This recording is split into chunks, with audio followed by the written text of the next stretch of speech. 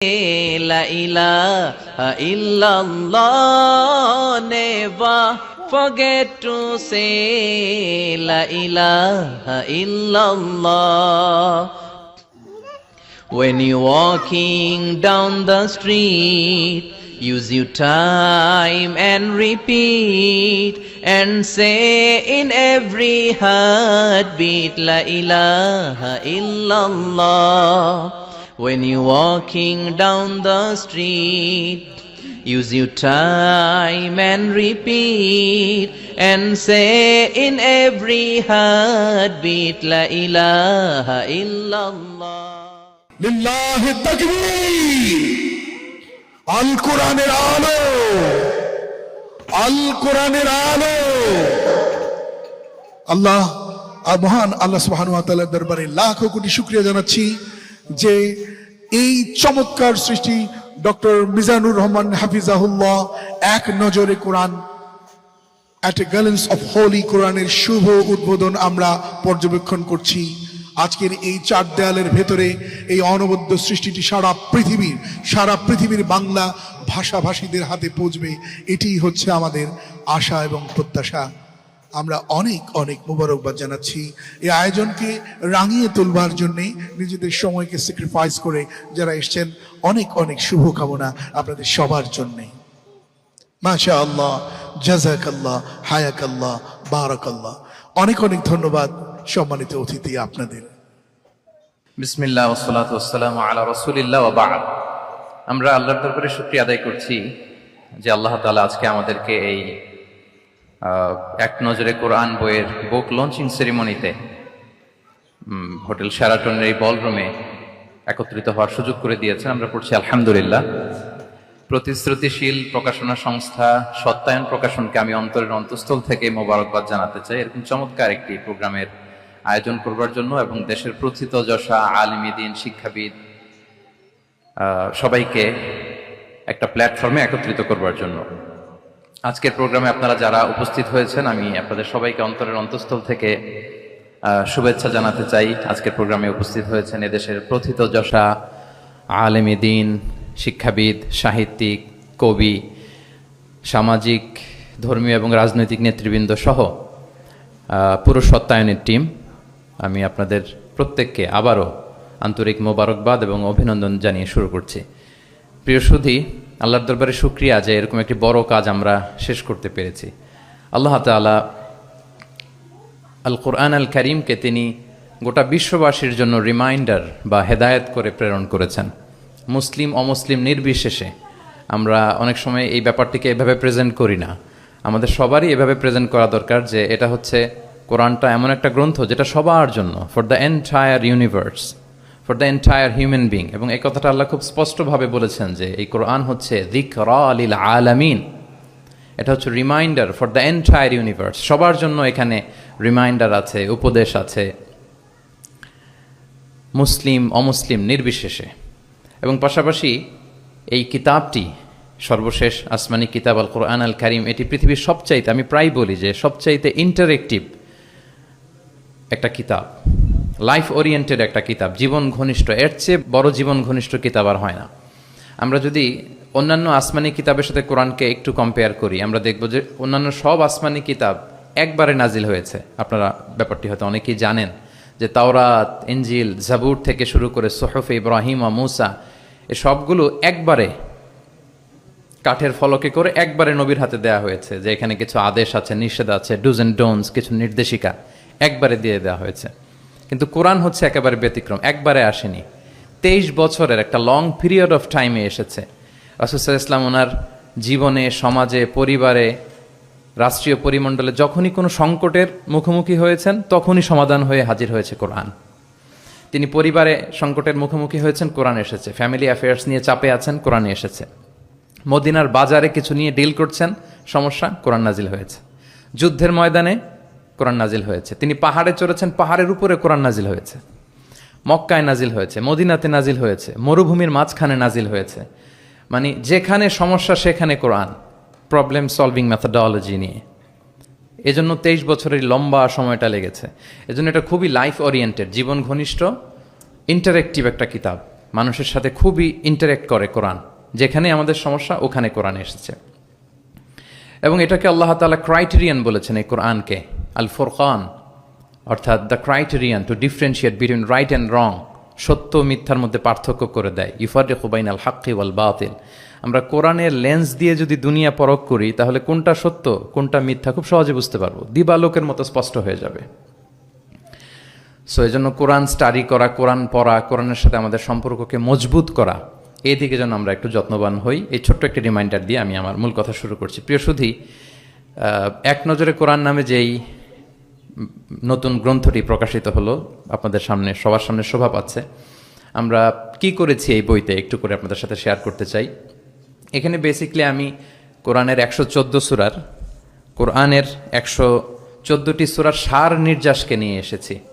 The cream of the creams এখানে পাওয়া যাবে, সিনোপসিস অফ দ্য এন্টায়ার কোরআন। পুরো কোরআনকে যদি সামারি করা হয় বা কোরআনের কি ফ্যাক্টগুলোকে যদি নোট ডাউন করা হয়, ওইটাকে যদি সুন্দর করে ডিজাইন করে সাজানো হয়, তাহলে যেটা হবে সেটাই হচ্ছে এক নজরে কোরআন। এই কাজটা আমরা করার চেষ্টা করেছি। এবং এই বইতে কোরআনের তথ্যগুলো, মেসেজগুলো আমরা খুব সহজ ঝরঝরে বাংলা ভাষায়, যেটা পড়তে কষ্ট হবে না বা বোরিং ফিল হবে না, একাধিকবার সম্পাদনা করে করে এটাকে পলিশড করে একটা ঝরঝরে বাংলায় আমরা উপস্থাপনের চেষ্টা করেছি। এবং সবচেয়ে মজার ব্যাপার হচ্ছে কোরআন নিয়ে এই ধরনের কাজ খুব কম। কোরআনের যে কোর মেসেজগুলো, এগুলোকে ইনফোগ্রাফি দিয়ে ফুটিয়ে তোলা হয়েছে।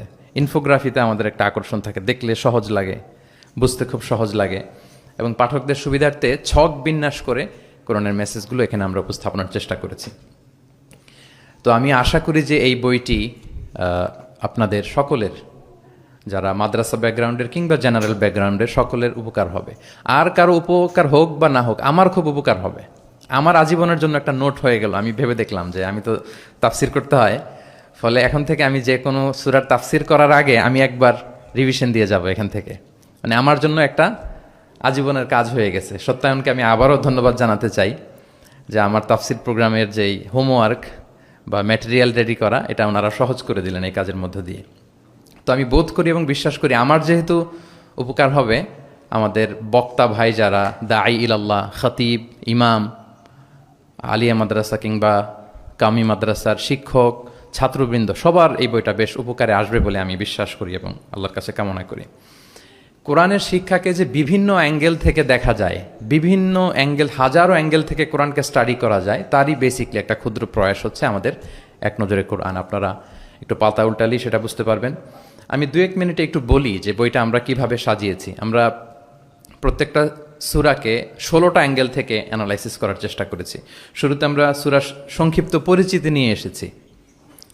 এটা অনেক জায়গায় দেখা যায়, আপনারা দেখবেন বিভিন্ন তাফসিরে, বিভিন্ন গ্রন্থে এটা পাওয়া যায়। আমরা এটা নিয়ে এসেছি সূরার সংক্ষিপ্ত পরিচিতি। এখানে সূরা কোথায় নাজিল হয়েছে, কখন নাজিল হয়েছে, সূরার আয়াত সংখ্যা কত, এই সূরার নাম, নামের অর্থ কী, এই নামের নেপথ্যের গল্পটা কী, পেছনের রহস্যটা কী, এই সূরার আবার যদি অন্যান্য অনেকগুলো নাম থাকে সেগুলো এক্সপ্লেইন করা, এটা আমরা নিয়ে এসেছি। আমরা প্রত্যেকটা সূরার শানে নুজুল উল্লেখ করেছি সহিহ হাদিস থেকে, তাফসির গ্রন্থগুলো থেকে রেফারেন্স দিয়ে, এবং প্রতিটা সূরার যে ভার্চু আছে, ফজিলাত, সেটা আমরা উল্লেখ করেছি সুন্নাহর ভিত্তিতে। পাশাপাশি মজার ব্যাপার হচ্ছে প্রত্যেকটা সূরার শুরু এবং শেষের একটা সম্পর্ক আছে, যেটা আমরা অনেকে ধরতে পারি না। আল্লাহ কিন্তু র্যান্ডম কিছু বলে দেননি কোরআনে, সব কিছুর একটা কানেক্টিভিটি আছে। সো সূরার শুরু শেষের সম্পর্কটা কি, সেটা আমরা একটা সাব পয়েন্টে এনেছি।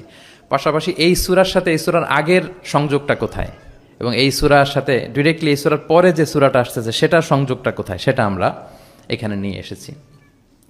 পাশাপাশি সূরার মূল শিক্ষাগুলোকে আমরা কয়েকটা সেগমেন্টে ভাগ করেছি, বেসিকলি 3টা সেগমেন্টে। প্রত্যেকটা সূরার যে মূল বক্তব্য, মৌলিক কথাগুলো আমরা 3টা সেগমেন্টে নিয়ে এসেছি, যাতে সেগমেন্টগুলো দেখলেই একজন পাঠক, একজন শিক্ষার্থী সহজেই শিক্ষাগুলোকে আত্মস্থ করতে পারে। তারপরে গতিপথ নামে আমরা, এগুলো হচ্ছে আমাদের ইউনিকনেস, এরকম দেখা যায় না। প্রত্যেকটা সূরার মধ্যে গতিপথ নামে একটা টাইটেল আপনারা পাবেন। আপনারা জানেন যে কোরআনের কথাগুলো প্রায়ই আলোচনার মোড় চেঞ্জ হয়। আল্লাহ হিস্ট্রি দিয়ে শুরু করেন, হিস্ট্রি বলতে বলতে হঠাৎ আল্লাহ আবার জান্নাতের ভেতরে ঢুকে যান, জান্নাতের পরপরই আবার জাহান্নামের কথা বলেন, এরপরে আবার কিছু ডুজ অ্যান্ড ডোন্টস, কিছু ইনস্ট্রাকশন। তো সাধারণ মানুষের এই ডটগুলো কানেক্ট করতে একটু সমস্যা হয়। We connected the dots. গতিপথ দিয়ে আমরা বুঝিয়েছি যে কখন কোথায় আলোচনার মোড় নিয়েছে, একটার পর একটা কিভাবে আসলো, এই সিকোয়েন্সটা আমরা গতিপথে উল্লেখ করেছি। এরপর আমরা ওভারভিউ রেখেছি একটা পয়েন্টে। ওভারভিউ হচ্ছে সূরার আয়াত ভিত্তিক বা রেঞ্জ ভিত্তিক এই সূরাতে কী নিয়ে আলোচনা করা হয়েছে তার সার নির্যাস। সূরা যত বড় হোক 10টা কলামে আমরা নিয়ে এসেছি। যেমন সূরা বাকারা অনেক বড় সূরা, 286টা আয়াতের সূরা, কিন্তু 10টা কলামে যদি আপনি দেখেন এন্টায়ার সূরা বাকারাতে কি আছে সার নির্যাস আমরা এখানে উল্লেখ করেছি। এরপর মেজর থিম উল্লেখ করেছি।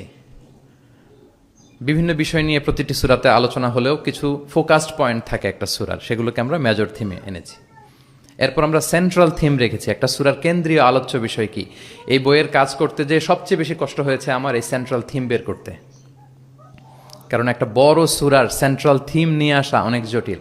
আমি যদি আমার এই জার্নিটার সামান্য একটু আমি কয়েক সেকেন্ডে শেয়ার করি। লেটস সে সূরা বাকারার সেন্ট্রাল থিম আমি কিভাবে বের করেছি। 286টা আয়াত, এই 286 আয়াতের মধ্যে এক কথায় সূরা বাকারার কেন্দ্রীয় আলোচ্য বিষয় কি আমরা কিভাবে বুঝব।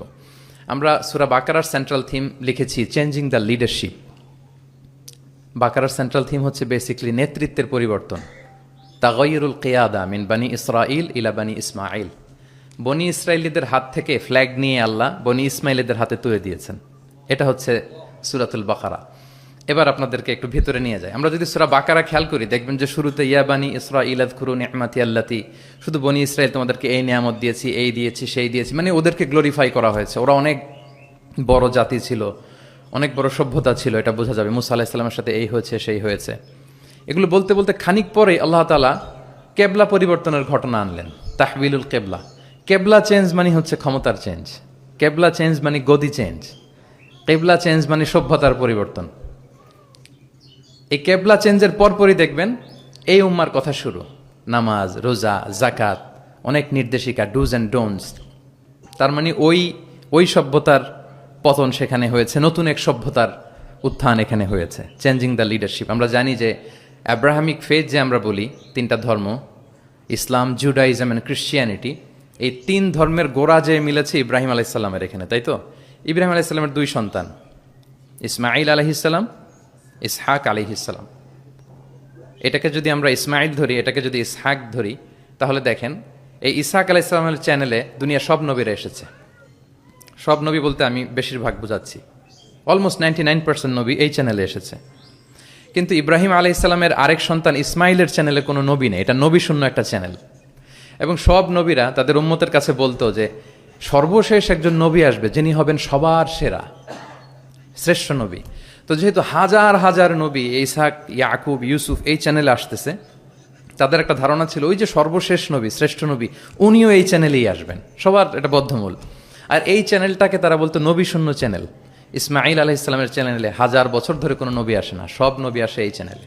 কিন্তু আল্লাহ তাআলা তাদের ধারণাকে নস্যাৎ করে দিয়ে সর্বশেষ নবীকে আল্লাহ তাআলা এই চ্যানেলে না পাঠিয়ে মুহাম্মদ রাসূলুল্লাহ সাল্লাল্লাহু আলাইহি ওয়াসাল্লামকে তিনি ইসমাইল আলাইহিস সালামের চ্যানেলে পাঠালেন। ফলে লিডারশিপের চেঞ্জ হলো। এইভাবে আমরা সূরা বাকারার সেন্ট্রাল থিমকে আইডেন্টিফাই করেছি, চেঞ্জিং দ্য লিডারশিপ ফ্রম বানি ইসরাইল ইলা বানি ইসমাইল। রাসূল সাল্লাল্লাহু আলাইহি ওয়াসাল্লাম কিন্তু বনি ইসরাইল ছিলেন না, তিনি ছিলেন বানি ইসমাইল। এভাবে আমরা সেন্ট্রাল থিম বের করেছি। কজ অ্যান্ড ইফেক্ট নামে একটা, এগুলো আপনারা সোশ্যাল সায়েন্সের বিভিন্ন বইতে পাবেন। তাফসির গ্রন্থে সাধারণত আমরা আমাদের ক্লাসিক 83 বইগুলোতে দেখি না, কিন্তু আমরা কজ অ্যান্ড ইফেক্ট রেখেছি। প্রত্যেকটা সূরার একটা নির্বাচিত আয়াত থেকে একটা কারণ এবং এই কারণের প্রভাব। ওয়ালাউ আন্না আহলাল কুরা আমানু ওয়াত্তাকাউ লাফাতাহনা আলাইহিম বারাকাতিম মিনাস সামা। জনপদের অধিবাসীরা যদি ঈমান আনে এবং তাকওয়া অবলম্বন করে তাহলে কি পাবে? বারাকাতিম। এটা হচ্ছে কজ, এটা হচ্ছে ইফেক্ট। লা ইন শাকারতুম লা আযীদান্না, এটা কজ, এটা ইফেক্ট। এইভাবে আমরা শুধু কজ অ্যান্ড ইফেক্ট দিয়ে 600 পৃষ্ঠার বই করা সম্ভব। তো আমরা প্রত্যেকটা সূরা থেকে একটা কজ অ্যান্ড ইফেক্ট এখানে উল্লেখ করেছি, জাস্ট একটা বিগিনিং হিসেবে। ইন ফিউচারে যদি আল্লাহ তাআলা আমাদেরকে তৌফিক দান করেন আমরা হয়তো কাজ করব। তারপর আমরা রিফ্লেকশন নামে, রিফ্লেকশন যেটাকে আমরা তাদাব্বুর বলি, তাদাব্বুরে কোরআন নামে একটা পয়েন্ট রেখেছি। ম্যাক্সিমাম 1টা থেকে 2টা তাদাব্বুর শেয়ার করেছি। এখানে আমাদের চিন্তার খোরাক আছে যে এই আয়াতের পেছনের গল্পটা কি, এখান থেকে আমাদের শিক্ষাটাকে আমরা সেখানে তুলে ধরবার চেষ্টা করেছি। কেস স্টাডি একটা পয়েন্ট রেখেছি, যেটা সাধারণত তাফসির গ্রন্থে আমরা দেখি না। কেস স্টাডি এটাও সোশ্যাল সায়েন্সের একটা টার্মিনোলজি। কেস স্টাডি হচ্ছে অতীতের কোনো ঘটনা প্রবাহকে কেন্দ্র করে ওটার উপর বেস করে বর্তমান এবং ভবিষ্যতের সিদ্ধান্ত নির্ধারণ করা, এটাই আমরা করেছি। অর্থাৎ কোরআনের লেন্স দিয়ে আমরা বর্তমানকে পরখ করবার চেষ্টা করেছি এই কেস স্টাডি পয়েন্টে। সবশেষে কিছু শব্দ জানতেই হয়, এরকম একটি পয়েন্ট রেখেছি যে কিছু শব্দ আছে এগুলোর অর্থ আমাদের জানতেই হয়, একেবারে রুট লেভেলে। বাদাবিরা, মরুর বেদুইনরা এই শব্দ দিয়ে কি মিন করে, প্রফেটের টাইম এটা দিয়ে কি মিনিং হতো, আধুনিক আরবিতে এটা দিয়ে কি মিনিং করে, শুধু এইটার উপর 1000 পৃষ্ঠার বই করা সম্ভব। তো ফলে আমরা মাঝে মাঝে কিছু সূরায় কিছু শব্দ জানতেই হয় এই শিরোনামে কিছু কিছু কথা আলোকপাত করেছি। সো এইভাবে আমরা এক নজরে কোরআনটা সাজাবার চেষ্টা করেছি। প্রিয় সুধী, as a writer, as a author of the book, আমাকে যদি বলা হয় যে এটা কোন ধরনের বই, তাহলে আমি বলবো এটা একটা মাইন্ড ম্যাপিং বুক। আপনারা মাইন্ড ম্যাপিং বুকের কথা শুনবেন। এটা হচ্ছে, এই বইটাকে যদি আপনি পড়েন তাহলে কোরআনের শিক্ষাগুলো আপনার মাইন্ডে ম্যাপের মতো চলে আসবে। খুব ইজিলি আপনি এটা থেকে লেসন নিতে পারবেন এবং শেয়ার করতে পারবেন। তো বর্তমান সময়ের জন্য আমার কাছে মনে হচ্ছিল যে এরকম একটা কাজ দরকার। আমার কোরআনের একাডেমিক জার্নি শুরু হয়েছে 2008-এ। আল আজহারে আমি তাফসির নিয়ে ব্যাচেলর করেছি। তারপর মালয়েশিয়াতে আমি মাস্টার্স পিএইচডি করেছি কোরআনের উপর, হিউম্যান এমব্রায়োলজি। মায়ের পেটে বাচ্চার ভ্রূণ যে ডেভেলপ করে, নুতফা, আলাকা, মুদগা, দুজন সায়েন্টিফিক মুফাসসির তান্তাবি জাওহারি আর জাকলুল আন নাজ্জার, ওনাদের কম্পারেটিভ অ্যানালাইসিস করেছি। পিএইচডিতে human behavioural patterns in the holy Quran, মানুষের আচরণগত দিকটা কোরআন কিভাবে দেখে। এই যে আমাদের এক এক মানুষ এক এক আচরণ এক একভাবে রিয়্যাক্ট করি, এর পেছনের কারণটা কি, কোরআন কিভাবে দেখে, এটা নিয়ে আমার গবেষণা ছিল। তো ফলে বর্তমান সময়ে আমি দেখলাম যে এরকম মাইন্ড ম্যাপিং বুকের খুব দরকার। এখন দেখবেন যে মানুষের সময় খুব কম, all are rushing, super busy, সময় নাই হাতে। এখন মানুষ ভিডিও দেখে না। আমি 2 বছর আগে একটা প্রফেট সিরিজ করেছিলাম 25 জন নবীর জীবনের উপর, খুবই ওয়েল ডকুমেন্টেড ম্যানারে, একাডেমিক ওয়েতে। তো এটার ভিউ খুব একটা নাই, এগুলো দেখতে চায় না মানুষ। মানুষ খুব বিজি। এখন কি দেখে জানেন, আমি বলে দিই, রিলস দেখে, রিলস, তাই না? রিলসে এই 1 মিনিট, 1.5 মিনিট, 2 মিনিট সে তার জিনিসটা পেয়ে যায়।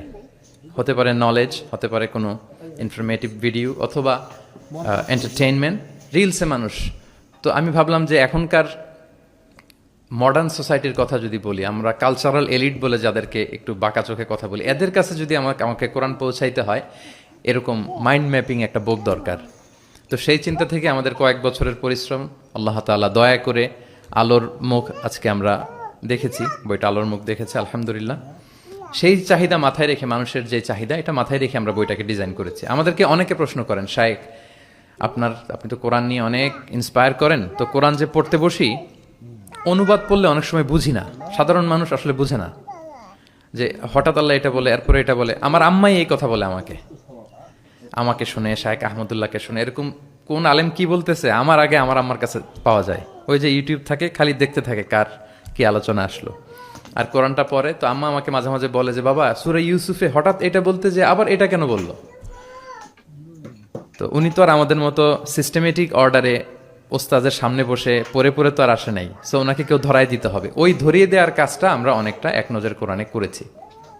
ফলে আমরা কোরআনের কোনো সূরার অনুবাদ পড়ার আগে, তাফসির পড়ার আগে, আমরা যদি এক নজরে কোরআন থেকে ওই সূরাটা একটু পড়ে নেই, আমার মনে হয় যে খুব সহজে আপনি সূরাটা ধরতে পারবেন। লেটসে আপনি প্ল্যান করেছেন এই রমাদানে আমরা সূরা ইয়াসিন, এই রমাদানে সূরা ইয়াসিনের বঙ্গানুবাদটা পড়বো, সূরা ইয়াসিনের তাফসির আমরা পড়বো তাফহিম থেকে, জিলাল থেকে, ইবনে কাসির থেকে, যে কোনো হোয়াটএভার ইট ইজ। আপনি সূরা ইয়াসিনের অনুবাদ এবং তাফসির পড়ার আগে যদি এক নজরে কোরআন থেকে জাস্ট 5 পৃষ্ঠা একটু পড়ে নেন, আপনি আগে থেকেই বুঝে যাবেন এই সূরায় কি কি আছে, কি কি বলা হচ্ছে, সেন্ট্রাল থিম কি, মেজর থিম কি, সার নির্যাসটা কি সূরা ইয়াসিনের, এখানে আপনি পেয়ে যাবেন। এরপর আপনি অনুবাদ পড়েন, সহজ, you will get an overall idea. সহজ হবে আপনার জন্য ইনশাআল্লাহ বিইذنিল্লাহ। তো আমি কয়েক বছর আরব বিশ্বে পড়াশোনা করেছি, আল আজহার ইউনিভার্সিটিতে, ওয়েস্টার্ন ওয়ার্ল্ডেও আমাদের বিভিন্ন লাইব্রেরিতে ভিজিট করার সুযোগ হয়েছে। তো ওখানে আমি দেখতাম যে খুব সুন্দর সুন্দর বই, অনেক সুন্দর বাইন্ডিং, ছাপা ভালো, পৃষ্ঠা ভালো, কালারফুল। মোস্ট রিসেন্টলি আমি একটা বই পড়ছি, মিরাজ মহিউদ্দিন নামে একজন Egyptian scholar, Harvard graduate, revelation নামে, অনেকে হয়তো দেখে থাকবেন। এত চমৎকার বই সিরাতের উপর আমি আমার পুরো জীবনীতে দেখিনি। হার্ভার্ড গ্রাজুয়েট সে, এমনভাবে সে সিরাতটাকে মানে ভিজুয়ালি প্রেজেন্ট করেছে, অবাক করা। তো আমার খুব ইচ্ছে ছিল যে ওয়াই নট বাংলাদেশে আমরা আমাদের এই পাবলিকেশন ইন্ডাস্ট্রি থেকে এরকম বই কেন হয় না। তো যেই প্রকাশকের সাথেই কথা বলি, ওনারা বলে যে শায়েক আপনি তো জানেন না এই দেশে মাথার চেয়ে পায়ের দাম নাকি বেশি।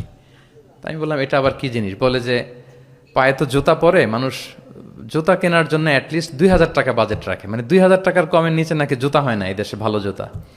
তো বলে যেই লোক 2,000 টাকা দিয়ে জুতা কিনবে পায়ের জন্য, সে বই খুঁজে 600 পৃষ্ঠার বই হইতে হবে, দাম হইতে হবে 500 টাকার নিচে। তো এই ব্যাপারটা যৌক্তিক, আমাদের মধ্যে ওই কালচারটা গড়ে ওঠেনি। তো আমি আবারও সত্যায়ন প্রকাশনকে ধন্যবাদ জানাতে চাই। ওনাদের সাথে অনেক মিটিং করে অনেকভাবে বুঝিয়ে আমি ওনাদেরকে রাজি করেছি, এবং ওনারাও অ্যাগ্রি করেছেন যে না শাক আপনি যেভাবে গাইড করবেন ওভাবেই আমরা বইটা করব। আপনারা দেখবেন যে 608 পৃষ্ঠার একটা বই, হার্ড কাভার, 4 কালারের কম্বিনেশন, এবং মেট যে আর্ট পেপার, পুরো আর্ট পেপারে এই 608 পৃষ্ঠার বইকে আমরা এনেছি। তো আমার কাছে মনে হয় যে মডার্ন সোসাইটিতে আমাদের ইসলামের দাওয়া বা মেসেজগুলো পৌঁছাতে হলে আমাদের স্ট্র্যাটেজি একটু পাল্টাতে হবে। যেভাবে তাদের কাছে রিচ করা যায়, পৌঁছা যায়, আমাদের কন্টেন্ট যেমনি ভালো হইতে হবে, পাশাপাশি আমাদের বাধাই, আমাদের কাভার দেখলেই যাতে ভাল লাগে। আমার মনে হয় যে এই বইটা কেউ দেখে একটু নাড়াচাড়া করলেই সে এটা কালেক্ট করতে চাইবে। তো আমার তো আরও কয়েকটা পাবলিক ইভেন্ট আছে, আমি তো বিভাগীয় পর্যায়ে প্রোগ্রাম করছি, আমার ময়মনসিং এবং রাজশাহী বিভাগের প্রোগ্রাম বাকি। তো আমি সেখানেও আহ্বান জানাবো যে আপনারা কাইন্ডলি বইমেলায় যাবেন, যে বইটা শুধু দেখবেন, আমি কিনতে বলবো না কাউকে। তো এটার দাম যেহেতু একটু বেশি হয়ে যাচ্ছে, আমি প্ল্যান করতেছি যে আমাদের তো কিছু শুভাকাঙ্ক্ষী ভাই বন্ধু আছে, তাদেরকে বলবো যে কিনে কিনে বিতরণ করবেন। এলাকার কোনো ইমাম, খাতিব, কোনো বক্তা যেন বাকি না থাকে। কেউ না পেলে আমার সাথে যোগাযোগ করবেন, আমি নিজ টাকায় এটা বিতরণ করব। যদি আল্লাহ তাআলা এই ওসিলা যদি আমাদেরকে কবুল করে, এটাই আমাদের জন্য অনেক বড় সৌভাগ্য। সবশেষে আপনারা অনেক ব্যস্ত মানুষ, এমন এমন অল আর লাইক স্টার্স, এখানে নজুম, দেশ বরেণ্য এতগুলো পাবলিক ফিগার, এত প্রথিতযশা আলেমে দিন, সাহিত্যিক, বুদ্ধিজীবীদেরকে এক প্ল্যাটফর্মে আনা এটা অনেক কঠিন। তারপরেও আপনারা শুধু কোরআনের দিকে চিন্তা করে আপনারা সময় বের করে এসেছেন। আপনারা আমার অন্তরের অন্তঃস্থল থেকে শুভেচ্ছা জানবেন, ভালোবাসা জানবেন। আপনাদের সবাইকে আমি আবারও শুভেচ্ছা জানাচ্ছি, সত্যায়ন প্রকাশনকে শুভেচ্ছা জানাচ্ছি, এবং আল্লাহ তাআলার কাছে এই ছোট্ট অ্যাপিলটুকু, দোয়াটুকু আল্লাহর কাছে করে যে রব্বানা তাকাব্বাল মিন্না ইন্নাকা আনতাস সামিউল আলিম ওয়া তুব আলাইনা ইয়া মাওলানা ইন্নাকা আনতাত তাওয়াবুর রহিম। সাইয়েদনা ইব্রাহিম আলাইহিস সালাম ওনার সন্তান ইসমাইলকে নিয়ে যখন কাবা বানালেন, এই দোয়াটা করেছিলেন যে আল্লাহ আপনি কবুল করুন। আজকের এই বুক লঞ্চিং সেরিমনিতে আল্লাহর কাছে এই দোয়াটুকুই করে যে আল্লাহ আপনি মেহেরবানি করে এই কাজটুকু আপনি কবুল করুন। হাদা মা ইনদি ওয়াল ইলমু ইনদাল্লাহি আলাইহি তাওয়াক্কালতু ওয়া ইলাইহি উনীব। আসসালামু আলাইকুম ওয়া রাহমাতুল্লাহি ওয়া বারাকাতুহু।